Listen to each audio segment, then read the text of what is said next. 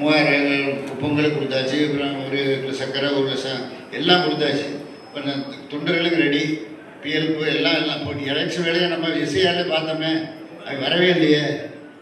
மாற்று கட்சி வரல, நம்முடைய தோழர்கள் தான் வேலை வந்தாங்க. ஆகவே நம்முடைய பணி என்பது நீங்கள் கொஞ்சம் அசந்தராமல் 2-3 மாதம் நல்லா வேலை செய்யணும். உழைப்பவர்களுக்கு தான் இங்கே மரியாதை. ஆக உழைப்பு என்பது சட்டமன்ற உறுப்பினராக யாரை கட்சிகளிலிருந்து நிறுத்தினாலும், நான் இப்போ இருக்கேன், நாளைக்கு நீங்கள் நெல்லுங்க, நீங்கள் வேலை பாருங்கன்னா பார்ப்போம். அதுதான் கட்சியுடைய கட்டுப்பாடு.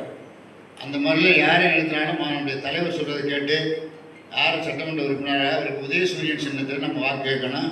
நம்முடைய கூட்டணி கட்சி நண்பர்கள் நம்முடைய வெற்றி அடையணும். ஆகவே நம்முடைய விடுதலை சிறுத்தைகளாக இருந்தாலும் சரி, முஸ்லீம் லீக்காக இருந்தாலும் சரி, மற்ற கட்சிகளாக இருந்தாலும் சரி, நம்முடைய மதிமுக அவங்க பெரும்பாலும் உதயசூரியன் நிற்பாங்க.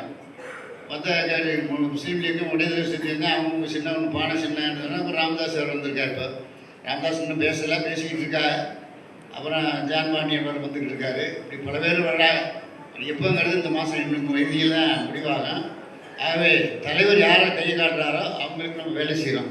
அதை நம்மளுடைய மாவட்டத்தின் சார்பில் நான் உங்களை எல்லாம் வேண்டி கேட்டுக்கொள்வதெல்லாம், கிடைக்கலாம் என்பது ஸ்ட்ராங்காக பொங்கல் கொடுத்தாச்சு. அப்புறம் ஒரு சக்கரை, ஒரு எல்லாம் கொடுத்தாச்சு.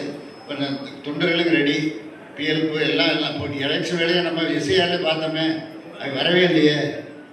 மாற்று கட்சி வரல, நம்முடைய தோழர்கள் தான் வேலை வந்தாங்க. ஆகவே நம்முடைய பணி என்பது நீங்கள் கொஞ்சம் அசந்தராமல் 2-3 மாதம் நல்லா வேலை செய்யணும். உழைப்பவர்களுக்கு தான் இங்கே மரியாதை.